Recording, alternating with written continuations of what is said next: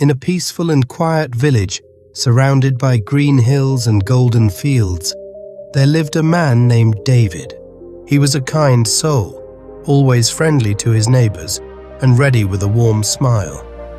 But he had one serious weakness.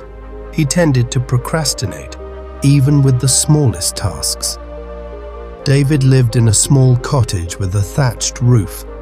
It wasn't fancy, but it was cozy enough for his simple life.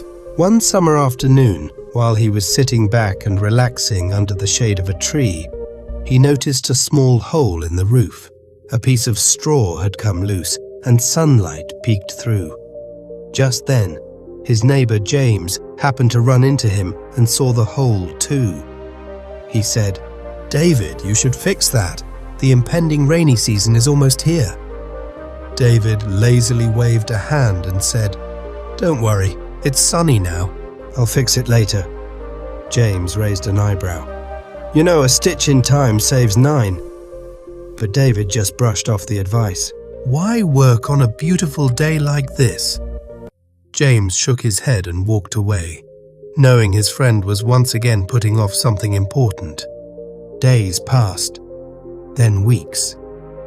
Even as dark clouds began to gather and the air turned thick with humidity, David continued to turn a blind eye to the problem. He simply didn't want to deal with it. It was as if he were burying his head in the sand, refusing to see what was coming. Then one evening, the storm arrived, catching him off guard. Lightning lit up the sky, and the rain came down in sheets. As thunder rolled, David, deep in sleep, felt something cold on his face. It was water. Within minutes, the small leak turned into a torrent. Water poured into his home. His mattress was soaked, the floor was flooded, and his food supplies were ruined. He placed pots and pans under the leak, but it was useless. He sat drenched, shivering, and full of regret. It was a dire situation, and he could barely get through the night.